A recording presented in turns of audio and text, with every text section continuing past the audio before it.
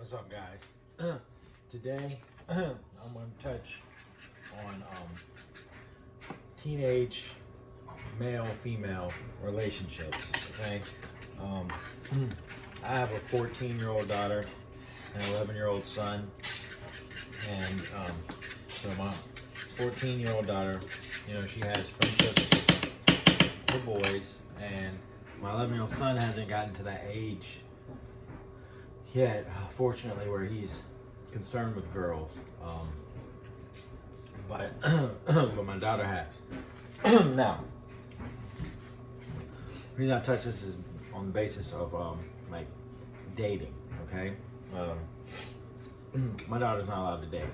All right, and she's not going to date until she's 18 and she's old enough. And even then, it's gonna be very selective if she's still living in my house while she's going to college,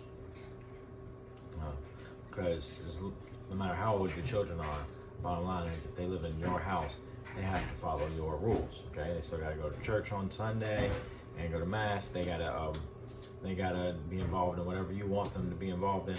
That's just on ground rules. Now, of course, it'll be more lenient when they're adults, but that's a different story. We're trying to touch teenage dating. First and foremost, not a good idea. All right. Okay. So statistics show that the younger someone starts dating, the more likely they are to be sexually involved before or their senior year. So the statistics are,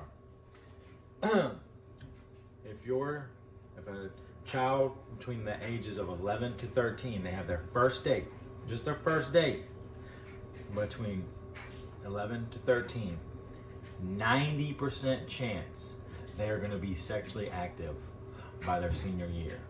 90% chance. At age 14, 50% chance. All right?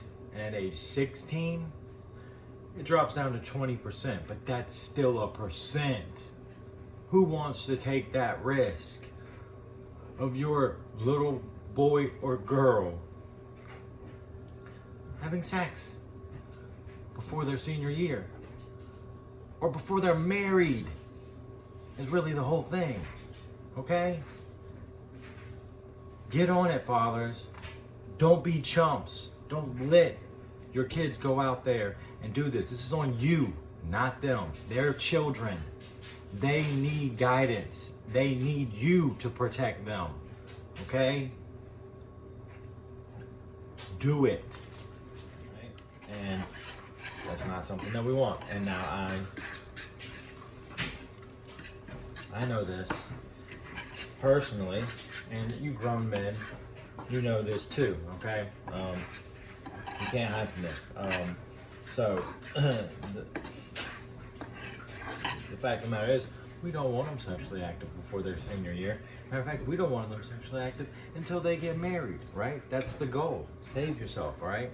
So, why are you going to let them date as a teenager? The purpose of dating is to test the waters for the person that you're going to marry, right?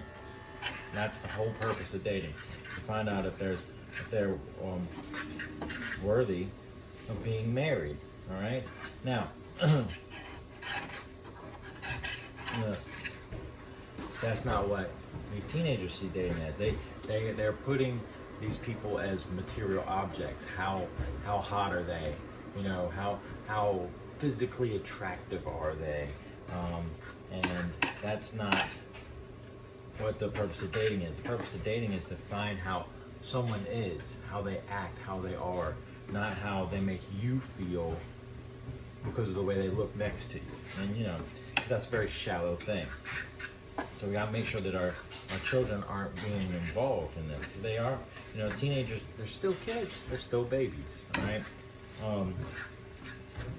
Now, I don't think that means that females and males can't be friends, you know, at teenagers, you know, but there do have to be boundaries, you know. It's best that that they only hang out in groups. If there's teenagers of the opposite sex, not exclusively, and that they're not drawing all their attention in. Because this is another thing too we got to remember about friendships as teenagers. Okay, so a male and a female as teenagers become best friends, the best of friends. All right, they have no other friends better than their friendship. All right, they're like 14 and 15. All right, they grow up, they become 20 and 19. All right, and they've still been best friends this whole time. Now they both go to separate colleges or go off and do different things. They meet other people and see they've never dated.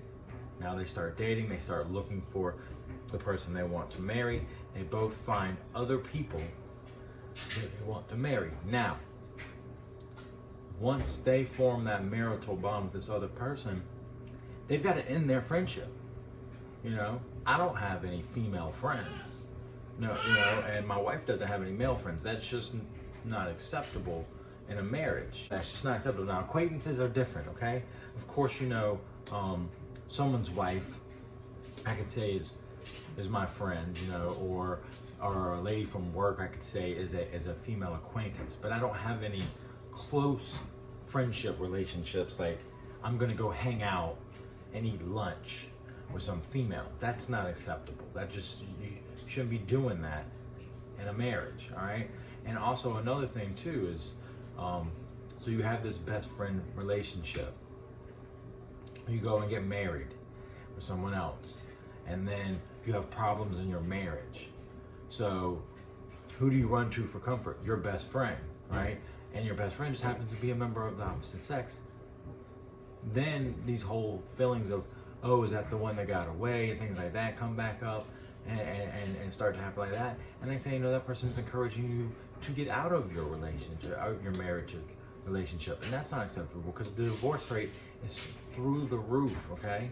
And look, they even, the secular world is telling them that's what they need to do because all of these movies are based on that. The one that got away and stuff like that. You know, it's all over the place, all right? We've already got the world attacking our children so much. We don't need to step to the sideline and let them just go to the world, okay? They can be in the world, but not of it. And we've got to, so we got to let them have relationships with the opposite sex so that they can understand what they are. But we've got to be very guarded on how those relationships are, making sure that they're not overdoing it with the friendship, and that they're definitely not dating until they are old enough to understand what dating is for. All right.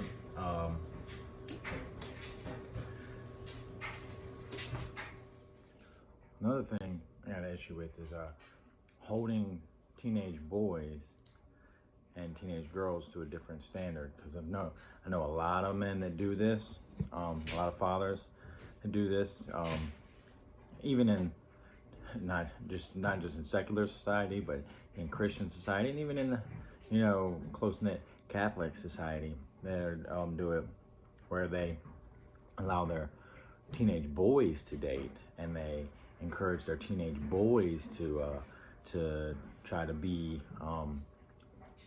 appealing and attractive and everything to these girls, and try to teach them how to get girls on a material, physical standpoint, and not in dating for marriage. But then, you know, of course, don't want their daughters dating or being in there and being taken advantage of like that. So that is unacceptable, fathers, okay? That is completely unacceptable. You need to guard your son's hearts just as much as you guard your daughter's hearts, okay? And also, what does that teach your daughter, okay? When she sees that you allow your son to do this at an age that she's not allowed to do it, then all she's gonna do is go behind your back and do it, okay? She is, because it's not fair.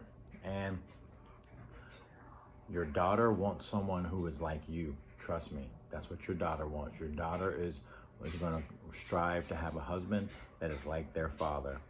And so if you're teaching your sons that it's okay and your daughter that it's not okay, then she's going to go behind your back and do it. And then it's because she wants someone like you who says that it's okay for men or boys her age to be taking advantage of her.